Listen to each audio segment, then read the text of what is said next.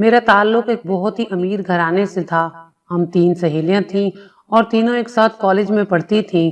हमारे घर वालों ने हमें दीनी तालीम नहीं दिलवाई थी और पैसा आम होने की वजह से हम तीनों अय्याशी में पड़ गई थीं। कॉलेज टाइम के बाद बाजारों में घूमना, खूब शॉपिंग करना, बड़े बड़े होटलों में जाना, और अब तो हमें एक बुरी आदत भी लग चुकी थी, वो ये कि हमें जो भी हसीन और गरीब लड़का नजर आता, हम तीनों उसके पीछे पड़ जाती, उससे दोस्ती करती, उसे खूब शॉपिंग करवाती और उससे अपना मकसद पूरा करती। जब हमारा उस लड़के से दिल भर जाता तो हम अपना नया शिकार ढूंढती। उन्हीं दोनों हमारी दोस्ती मुबीन से हुई थी। वो बहुत ही खूबसूरत लड़का था। हम तीनों एक ही पल में उसे अपना दिल दे बैठी थी, मगर अचानक उसकी मौत वाक़या हो गई। हम तीनों को बहुत दुख हुआ क्योंकि मुबीन अभी तक हम तीनों के काबू में नहीं आया था। तभी हमारे दिमाग में एक शरारत सूझी। हम तीनों उसी दिन उसकी कब्र पर चले गए। पहले तो कब्र से मट्टी हटाई और फिर मैं कब्र में उतर गई। मैं अपना मकसद पूरा कर ही रही थी कि अचानक ये देखकर मेरी रूह तक कांप गई। जब मेरे जिस्म से गुस्से से मेरा चेहरा लाल हो रहा था। आज मेरा आखिरी पेपर था, मगर ड्राइवर अंकल आने का नाम ही नहीं ले रहे थे। मुझे रिक्शे में बिठाकर खुद हमेशा की तरह आज भी मूलियां लेने चले गए थे। अब इस बाजार में मूलियां ना मिली तो अंकल ना जाने कौन सी दुकान पर आगे चले गए। मेरा आज पेपर था और मुझे देर हो रही थी, मगर इससे पहले कि मैं रिक्शे से उतरकर किसी और रिक्शे वाले को रोकती, अंकल सामने से आते दिखाई दिए। उनके हाथ में बड़ा सा शॉपर था जिसमें एक अदद ताजा मूली रखी थी। अंकल को देखकर मुझे इत्मीनान हुआ, मगर मुझे उसकी इस आदत पर गुस्सा भी बहुत आया कि उन्हें हर रोज मूलियां लेने की क्या जरूरत पड़ी होती है। क्या कभी मूली के बगैर उनका गुजारा नहीं हो सकता? मुझे सख्त गुस्सा आया। मुंह बनाकर रिक्शे में बैठ गई तो वो माजरत करने लगे, बेटा मुझे माफ कर दो, मैं घर मूली लेकर ना जाऊं तो मेरी बीवी मुझे घर के अंदर ही नहीं आने देती। इसमें मेरा कोई कसूर नहीं है। अभी तुम्हें छोड़कर आऊंगा तो शाम हो जाएगी, उसके बाद बाजार बंद हो जाएंगे। तभी मैं इस वक्त चला गया था। आइंदा ऐसा नहीं होगा, मैं वक्त से पहले ही मूलियां ले लिया करूंगा, अंकल ने रिक्शा आगे बढ़ाते हुए कहा। उनकी वजाहत पर मैं मुतमईन नहीं हुई थी क्योंकि ये तमाशा पिछले 2 साल से चल रहा था। अंकल रोज मूलियां ढूंढने जरूर जाते थे और मुझे उनकी इस आदत पर हमेशा गुस्सा आता। खैर, आज मेरा आखिरी पेपर था। पेपर करके आई तो मेरा मूड बहुत अच्छा था। अंकल रिक्शा लिए मेरे कॉलेज के बाहर ही खड़े थे। मैं फौरन से बैठ गई। आज उनके चेहरे पर कुछ परेशानी सी थी। रिक्शा थोड़ा सा आगे ले जाकर रोक दिया। बेटी, मुझे एक बात करनी है, वो नरम लहजे में बोले। उनके चेहरे पर आजिज़ी थी। जी जी अंकल बोलिए, क्या आपको कोई मसला है? पैसे चाहिए? मैंने अपने पर्स की तरफ हाथ बढ़ाया तो बोले, नहीं नहीं बेटी, मुझे तुम्हारी किसी किस्म की मुआशी मदद की जरूरत नहीं है। दरअसल बात यह है कि मैं तुम्हें पिछले 2 साल से देख रहा हूँ। तुम बाकायदगी से मदरसे जाती हो, वहां जाकर तुमने कुरान पाक का इल्म हासिल किया। माशाअल्लाह बेटी, खुदा हर मुसलमान को ये तौफीक दे। मुझे तुम्हारी ये बात बहुत अच्छी लगती है। जी अंकल, अल्लाह ताला का शुक्र है। मगर आप क्यों पूछ रहे हैं? मैंने फिक्रमंदी से पूछा तो बोले, वो बेटा, दरअसल मेरी बीवी शाहिना, वो भी कुरान पाक पढ़ना चाहती है, मगर कुछ ऐसी खताएं हो गई उससे कि वो चलने फिरने से माजूर हो गई है। बेटा, अगर तुम मेरे घर आकर शाम को उसे आधा घंटा पढ़ा दिया करो तो मैं तुम्हारा शुक्रगुजार हूँगा। वो चल फिर नहीं सकती, तभी मैं तुमसे इल्तजा कर रहा हूँ। अगर पाँव पर खड़ी हो सकती तो मैं यकीनन उसे तुम्हारे घर ले आता। उन्होंने इस कदर आजिज़ी से कहा कि मेरा दिल पिस गया। ये सोचे समझे बिना कि एक अनजान आदमी पर भरोसा नहीं करना चाहिए। खैर, मैंने उनसे वादा किया कि मैं कल आ जाऊंगी। आप मुझे अपने घर ले जाइएगा और मेरे अब्बू से भी बात कर लीजिएगा। खैर, ये बात करके मैं अपने घर आ गई। घर आकर ना जाने क्यों मुझे उसकी बात बार बार याद आ रही थी, और साथ ही मेरी सहेली का ये कहना भी कि ये अंकल मुझे कुछ ठीक नहीं लगते। बाहर से बड़े नेक बनते हैं, मगर इनके घर के हालात क्या हैं तुम्हें नहीं पता। खुदा जाने किस किस्म के लोग हैं। तुम उन पर हद से ज्यादा भरोसा करती हो, कहीं भी उनके साथ अकेली चली जाती हो। ऐसे लोग भरोसे के काबिल नहीं होते। मैं उसे हमेशा टाल देती क्योंकि मुझे खुद पर भरोसा था, मगर आज अंकल ने बहुत बड़ी बात कर दी थी। उनके घर जाकर उनकी बीवी को पढ़ाना ये कोई आसान काम नहीं था। फिर मैंने अम्मी से बात करने का सोचा حیرت کی بات یہ ہے کہ میری بات سن کر امی نے ہرگز منع نہ کیا، حالانکہ وہ اجنبی لوگوں پر بھروسہ بہت کم کیا کرتی تھی۔ میری بات سن کر ان کی آنکھوں میں آنسو اتر آئے، کہنے لگی بیٹی میں اس عورت کو اچھی طرح سے جانتی ہوں، تم اسے پڑھانے ضرور جاؤ اور انکل کے بارے میں کسی طرح کا گمان کرنے کی ضرورت نہیں ہے، وہ بہت اچھے آدمی ہیں۔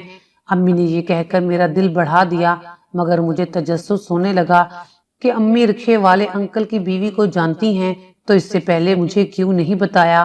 خیر شام کو ابو آئے تو امی نے انہیں بھی کسی نہ کسی طرح سے منا لیا۔ اب اگلے دن کا انتظار تھا، مجھے الجھن سی ہو رہی تھی کہ نہ جانے کیسی عورت ہوگی۔ میں تو ہمیشہ اپنی ہم عمر لڑکیوں میں اٹھتی بیٹھتی تھی، عورتوں سے بات کرنے کا ڈھنگ بھی نہیں تھا۔ شام ہوئی تو دروازے پر دستک ہوئی، میں نے دروازہ کھولا تو سامنے انکل ریاض کھڑے تھے۔ ہاں بیٹی تم تیار ہو، میں تمہیں لینے آیا ہوں۔ میں نے تمہارے بابا سے بھی اجازت لے لی ہے، وہ نظریں جھکائے کھڑے تھے۔ مجھے نہ جانے کیوں لگا کہ انکل شریف بننے کا ناٹک کرتے ہیں۔ خیر میں ان کے ساتھ ان کے رکشے پر بیٹھ گئی۔ تھوڑی ہی دیر کے بعد رکشہ ان کے گھر کے سامنے تھا۔ انکل مجھے لے کر اپنے گھر میں داخل ہو گئے۔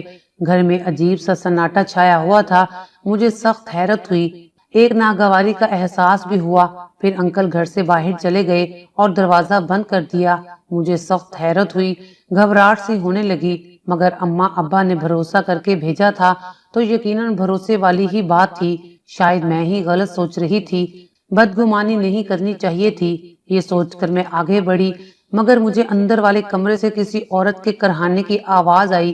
یہ آواز سن کر میں چونک گئی، بے اختیار میرے قدم اسی کمرے کی طرف اٹھ گئے۔ یہ دیکھ کر میری آنکھیں حیرت کے مارے پھٹی کی پھٹی رہ گئیں کہ سامنے بیڈ پر ایک عورت نہایت مختصر لباس میں بیٹھی ہوئی تھی۔ اس کے جسم پر عجیب سے نشان تھے۔ اسے دیکھ کر میں نے اپنا چہرہ پھیر لیا۔ عورت کو شاید شرمندگی ہوئی، تبھی اس نے اپنے اوپر ایک چادر لے لی، مگر چادر بھی ایک باریک سی تھی، بڑی مشکل سے اس کا جسم چھپا ہوا تھا۔ میں اس کے سامنے بیٹھ گئی، اس کی نظریں جھکی ہوئی تھیں، اس کی آنکھوں میں شرمندگی، ندامت اور ایک عجیب سا احساس سے جرم تھا۔ یہ دیکھ کر مجھے عورت پر بڑا ترس آیا۔ میں اس کے پاس بیٹھ کر پوچھنے لگی، کیسی ہیں آپ شاہینہ آنٹی؟ میں نے ان کا نام لے کر پکارا تو انہوں نے بے بسی سے میری طرف دیکھا۔ میں ٹھیک ہوں بیٹی، تم کیسی ہو؟ انہوں نے کانپتے ہوئے لہجے میں کہا۔ وہ بار بار اپنی چادر اپنے ہاتھوں سے سمیٹ رہی تھی۔ میں ٹھیک ہوں شاہینہ آنٹی، کیا آپ کا وضو ہے؟ میں آپ کو قرآن پاک پڑھانا شروع کروں؟ میں نے ان کی طرف سوالیہ نظروں سے دیکھا تو انہوں نے ہاں میں سر ہلا دیا۔ ہاں بیٹی، مجھ بد نصیب کا وضو تو ہر وقت ہوتا ہے، مگر قرآن نہیں پڑھ سکتی، ہاتھوں میں جان ہی نہیں ہے، کیا کروں؟ وہ رونے لگی۔ میں نے آگے بڑھ کر ان کے آنسو پوچھے، ایسا نہ کہیں، یہ اللہ کی کتاب ہے اور اس کتاب کے صدقے اللہ آپ کو ہدایت بھی دے گا اور شفا بھی۔ انہیں دیکھ کر مجھے بہت رونا آیا۔ خیر میں نے انہیں نورانی قاعدہ کے کچھ ابتدائی سبق پڑھا دیے، وہ بھی پڑھ کر مطمئن ہو گئی۔ اب میرے جانے کا وقت ہو گیا تھا۔ میں جانے کے لیے اٹھی تو انہوں نے مجھ سے پوچھا، بیٹی تم دوبارہ آؤ گی نا؟ ہاں آنٹی، مجھے انکل نے کہا ہے تو میں لازمی آؤں گی، میں نے مسکرا کر کہا۔ میری نظر ساتھ ہی پڑے ان کے تکیے پر پڑی جس کے نیچے ایک عدد مولی رکھی ہوئی تھی۔ اب اس عجیب و غریب کمرے میں مولی کی موجودگی اور پھر انکل کا روزانہ باقاعدگی سے مولی لینے جانا، یہ لوگ تو مجھے کوئی نفسیاتی مریض لگ رہے تھے۔ خیر میں وہاں سے نکل آئی، اتنے میں دروازے پر دستک ہوئی۔ دروازہ کھولا تو سامنے انکل ریاض کھڑے تھے۔ آج ان کی نظروں کے ساتھ ساتھ ان کا سر بھی جھکا ہوا تھا، ایسا لگ رہا تھا کہ وہ اپنے گھر کی حقیقت آشکار ہونے پر بہت شرمندہ ہیں۔ میں ان کے ساتھ رکشے پر بیٹھ گئی۔ تھوڑی ہی دیر کے بعد میرا گھر آ گیا۔ گھر آ کر میں نے امی کو سارا ماجرا سنا دیا۔ امی کے چہرے کے تاثرات بتا رہے تھے کہ وہ آنٹی کے کسی بہت بڑے راز سے واقف ہیں، مگر وہ مجھے بتانا نہیں چاہتی۔ میں نے بھی زیادہ کریدنا مناسب نہیں سمجھا۔ انکل ریاض آئے تو میں ان کے ساتھ چلی گئی، مگر آج میں نے سوچ لیا تھا کہ انکل کی بیوی سے ان کا قصہ ضرور پوچھ کر رہوں گی۔ نورانی قاعدے کا سبق ختم کرنے کے بعد میں نے ان کی طرف متوجہ ہو کر پوچھا، آنٹی اگر آپ برا نہ منائیں تو ایک بات کہوں آپ سے؟ نہیں بیٹی، میں اس قابل کہاں ہوں کہ کسی کی بات کا برا منا سکوں، انہوں نے مایوسی بھرے لہجے میں کہا۔ تو میں نے ان سے پوچھا، آپ کی یہ حالت کیسے ہوئی اور پھر یہ قرآن پڑھنے کا اتنا شوق کیسے پیدا ہوا؟ معذوری میں تو لوگ بڑے ہی مایوس ہو جاتے ہیں، مگر آپ قرآن پڑھنا چاہتی ہیں، یہ بہت اچھی بات ہے۔ میں نے ان کی حوصلہ افزائی کی تو وہ مسکرائیں، پھر اپنی کہانی سنانے لگیں جو میں انہی کی زبانی آپ کو سنا رہی ہوں۔ بیٹی، یہ ان وقتوں کی بات ہے جب دولت مند گھرانے کم ہی ہوا کرتے تھے اور موبائل فون تو نہ ہونے کے برابر تھے، مگر میں ایک بہت ہی امیر گھرانے سے تعلق رکھتی تھی۔ ہمارے پاس زندگی کی سبھی سہولیات موجود تھیں، مگر کہتے ہیں کہ خالی دماغ انسان کو گناہوں کی طرف لے جاتا ہے۔ میں بھی ان دنوں عجیب و غریب خیالات کی مالک تھی۔ میں جس کالج میں پڑھتی تھی وہاں میری 2 ہی سہیلیاں تھیں اور وہ بھی کھاتے پیتے گھرانے سے تعلق رکھتی تھیں۔ بیٹا، ہم غریبوں کا خوب مذاق اڑاتی۔ ہم تینوں پورے کالج میں بہت ہی بدتمیز لڑکیاں مشہور تھیں۔ پیسہ عام ہونے کی وجہ سے کوئی بھی ہم سے پنگا نہ لیتا۔ اب ہم تینوں کسی غریب اور خوبصورت لڑکے سے دوستی لگاتی اور اسے اپنے جھوٹے پیار میں پھنساتی، پھر اسے بازار لے جاتی، خوب شاپنگ کرواتی، بڑے ہوٹل سے کھانا کھلاتی، اور جب وہ ہمارے دیے ہوئے کپڑے پہن کر آتا تو ہم تینوں اس کا خوب مذاق اڑاتی، سب کے سامنے اسے بہت ذلیل کرتی۔ یہ سب کرتے ہوئے ہمیں بہت مزہ آتا تھا، اور جب اس لڑکے سے جی بھر جاتا تو ہم اپنا نیا شکار ڈھونڈتی۔ انہی دنوں ہماری دوستی مبین سے ہو گئی۔ وہ بھی ایک غریب گھرانے سے تعلق رکھتا تھا، وہ بھی آسانی سے میرے جھوٹے پیار میں پھنس گیا تھا۔ ہم ایک روز اسے بازار لے گئے اور خوب شاپنگ کروائی۔ اب ہماری باری اسے ذلیل کرنے کی تھی، مگر اگلے روز وہ کالج نہ آیا۔ معلوم ہوا کہ اچانک دل کا دورہ پڑنے سے اس کی موت واقع ہو گئی ہے۔ ہم تینوں کو اس وقت بھی عقل نہ آئی، بلکہ اس کی موت کا سن کر میرے دماغ میں کچھ اور ہی چلنے لگا۔ میں بہت ہی شرارتی ٹائپ لڑکی تھی۔ اس وقت میں قبر کے عذاب کو دل سے نہیں مانتی تھی۔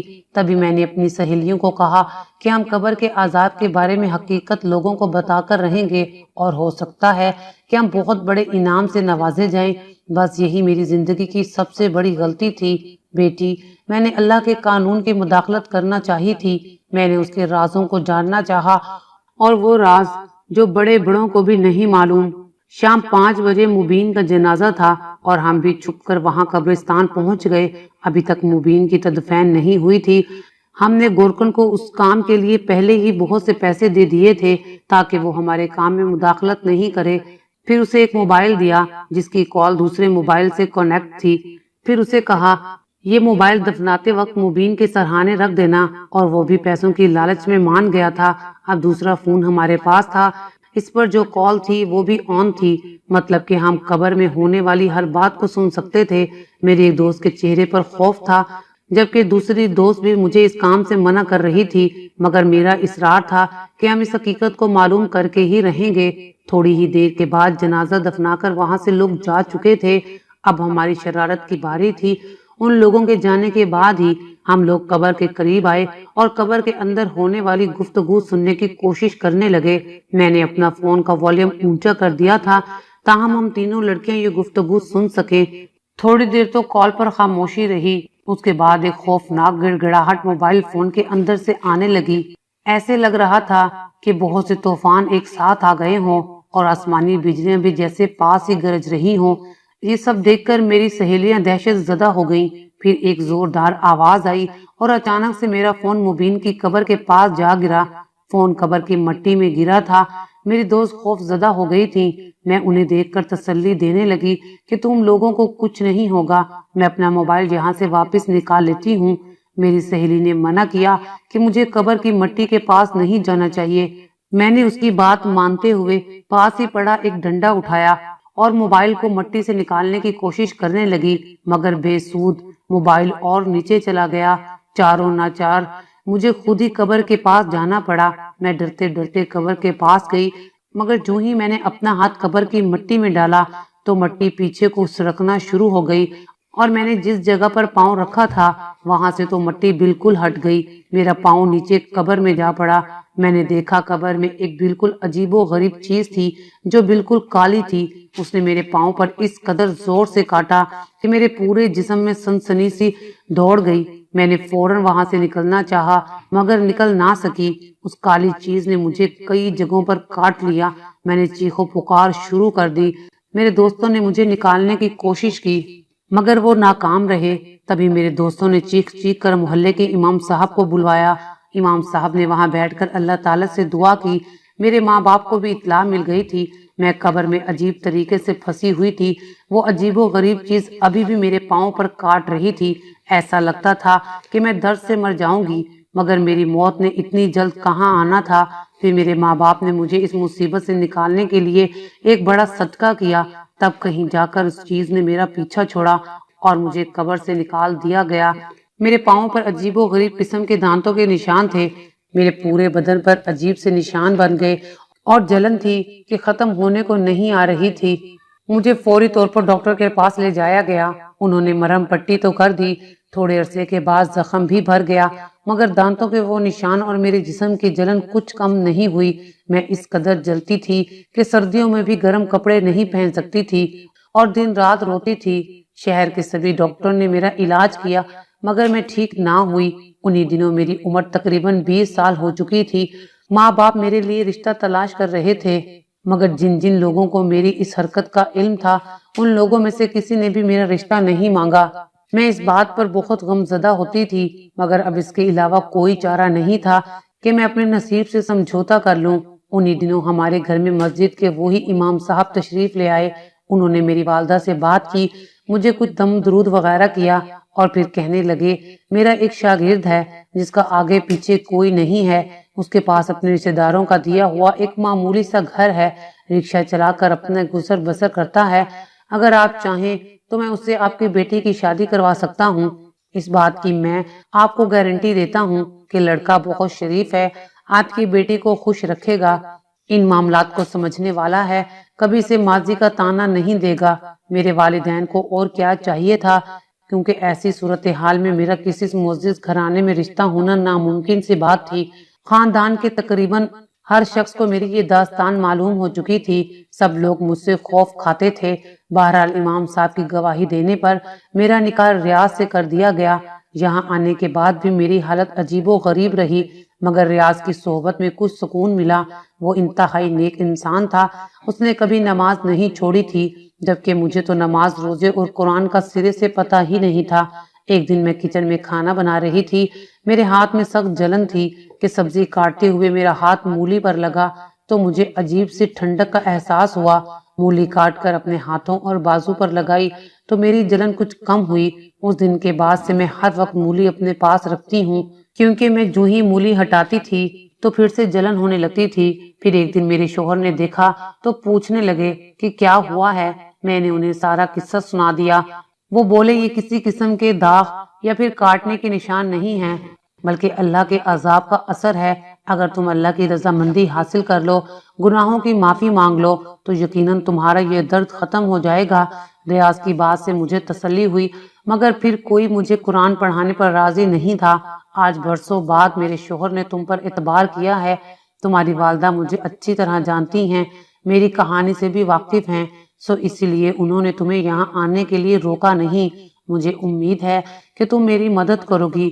یہ کہہ کر وہ خاتون خاموش ہو گئیں اور میرا دل اللہ کے خوف سے کانپنے لگا۔ اس کے بعد سے میں نے ان کے لیے باقاعدہ دعا کرنا شروع کر دی اور انہوں نے بھی قرآن پاک اور نمازوں پر خصوصی توجہ دی۔ تقریباً 1 سال کی معافیوں اور دعاؤں کے بعد ان کے جسم سے جلن ختم ہو چکی تھی اور وہ میری آج بھی شکر گزار ہیں کہ میں نے ان کی تاریک زندگی میں قرآن پاک کی روشنی لا کر انہیں اللہ تعالیٰ کے اس عذاب سے نجات دلانے کا سبب کیا۔ خدا ہم سب کو اللہ کے دیے ہوئے قانون اور قاعدوں پر آنکھیں بند کر کے یقین کرنے کی توفیق دے، ورنہ تو ہمارے لیے تباہی